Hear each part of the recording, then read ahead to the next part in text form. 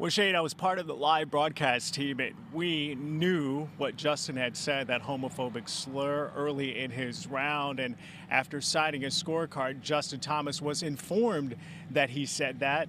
According to Justin, he didn't even know he said that homophobic slur. And after taking a few moments, he decided to speak with us live on Golf Central, not to explain why he did it, but to apologize for what he did. It's inexcusable. First off, I just apologize. I mean, there's no excuse. I'm an adult. I'm a grown man. There's absolutely no reason for me to say anything like that. It's terrible. I mean, I'm extremely embarrassed. It's not who I am. It's not the kind of person that I am or anything that I do. But it's unfortunately I did it, and I have to own up to it. And I'm very apologetic. We learned a lot through adversity. I know it's not been a long time and you're still digesting this, but what do you think you're going to learn from today?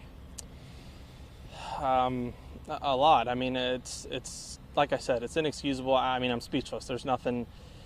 I found out when I got done on the golf course, or when I got done with my round. I mean, it's bad.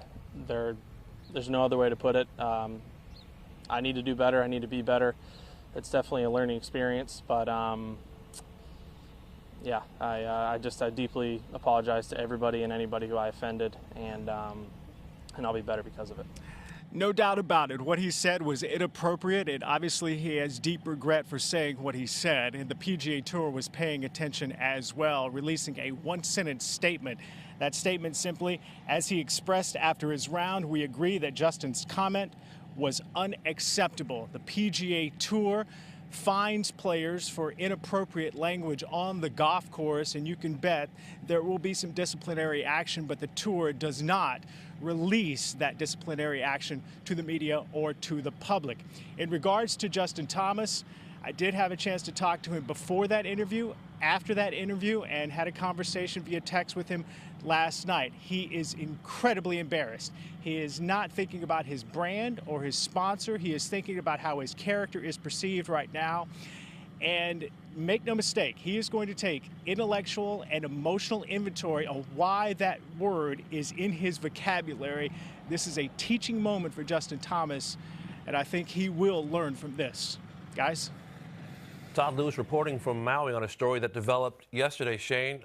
Here we are on this Sunday on the eve of the final round, or the final round today, and we're talking about something that happened, a hot mic that picked up Justin Thomas. What was your reaction? Well, I mean, you know, he's 4 shots back in a golf tournament, and all of a sudden the golf tournament doesn't matter for Justin Thomas. I mean, he talked about it. His character matters. Who he is as a person matters. I mean, you listen to that. That is a sincere apology. Yeah. I mean, you look into Justin just simply talking, the way he said it.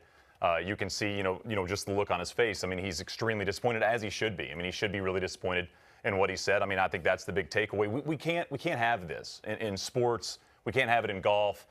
When you're as high profile as a person as he is, I mean, you can't do these types of things. You're a role model. I mean, you're a person that people look up to, and he understands that. I mean, you listen to that with what he said to Todd Lewis, and to me, it comes off as a guy that knows he messed up and owning up to it. And I think that's the big part when I look into the singular person that Justin Thomas is he looks like a guy that goes, I really screwed up. I can't believe I did that. I got to find out why. Yeah, 2 things kind of stand out to me. One is just the game of golf as a whole. Traditionally, it has trailed other sports in terms of its ability to grow the tent, to bring in minorities and people who haven't traditionally played this game and patronized this sport. And coming off a year in 2020 where so many people were playing and the game has such momentum, this is a bit of a backward step. I think we know Justin Thomas, his citizenship, son of a PGA professional. He's been great for the game, one of the most high-profile players in the game. This was a mistake. It is an embarrassing mistake. I thought his apology was pitch perfect. I believe he will own up to this, but we'll also be watching to see what is the next step. Does he make a donation? Is there something that he needs to say beyond this? Is this story over after today? That'll be up to Justin Thomas, I think, and how he handles this going forward. Yeah, I mean, we mentioned third-ranked player in the world. I mean, you start to dive into other sports and think about a top 3 player in their respective sports stay in something like this. I mean, it would be national news. And I mean, this thing has been circulating as it should. You know, Justin Thomas is a guy that is universally liked across all platforms in this game. I mean, he's liked by the media. He's liked by fans. He's liked by his peers.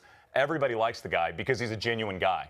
I mean, we all screw up. We all say stuff we shouldn't have said. We all say things or write things or do things that we're ashamed of. And it's a moment that you can see in him, in his statement, in his talk with Todd, that he is ashamed of that. Well, for this story, for more reflection, we turn to our panel on this Sunday. We have Brandel Chambly, Jaime Diaz, and Eamon Lynch as well. And Jaime, I want to start with you as someone who has covered this game for such a long time. Just simply your reaction to what we heard yesterday from Justin Thomas.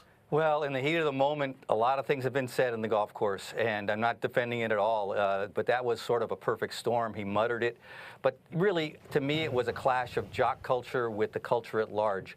And this kind of language, and this word in particular, has been used a lot in sports, certainly the more macho sports, as a way of calling an athlete weak. And it gets internalized, you know, it becomes something that's a kind of almost a reflexive word, unfortunately, that athletes use on themselves sometimes. And so we're in a moment now where the culture is changing so quickly. We had the Me Too movement that was so rapid and so, I think, profoundly transformational.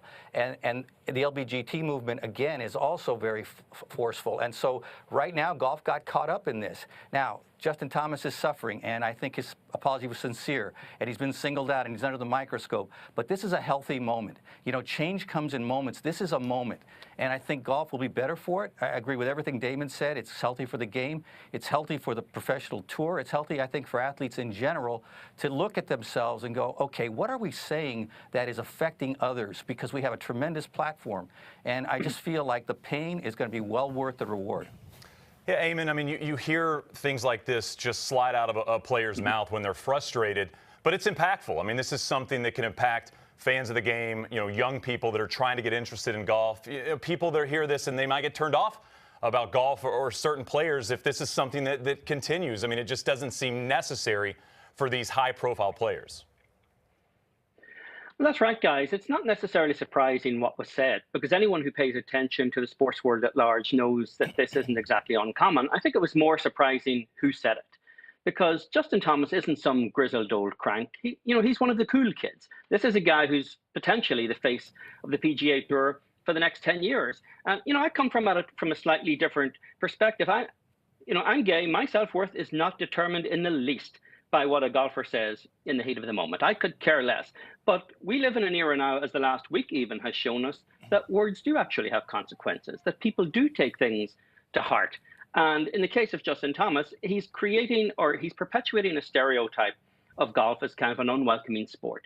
This idea that it's the preserve of male, white, heterosexual, right-leaning Christians. And that's never been an accurate summary of golf. It's one constituency, but it's not what this game is. But to his credit, he owned it, and he didn't equivocate in the apology, which so many people do. And, we should not all be judged or defined by what is said in the heat of the moment, because I doubt there's one of us on this panel would actually emerge well if we're judged by that metric. Brandel, I'm curious what you'd like to see from Justin Thomas, if anything, going forward, and also from the PGA Tour, if anything, going forward. Listen, I was working Golf Central last night, so I heard his apology live, and listening to it again today, I can just reiterate and echo the words of all of you on this panel. He sounded remorseful and he sounded sincere. He also sounded like he was well aware of the impact and the toxicity of this slur, but I think he was subsequently made more acutely aware of the power of language, both in his slur and in his apology, the power of language to both scar and sanctify. We live in a cancel culture, and there's lots of problems with that culture. The main one being that it doesn't allow any of us to stumble towards our better selves, to make a mistake, make amends. And if those amends are sincere, make amends and make progress. So Justin Thomas, as he just said, he's a grown man. He's 27 years old. And yes, what he said yesterday probably did offend a lot of people. But if they listen to his apology, I don't think it's unreasonable to think that their anger would have been to some extent mollified. And the overall, I think, effect of this was that when Justin Thomas put his head on his pillow last night, he was probably a better man than when he woke up.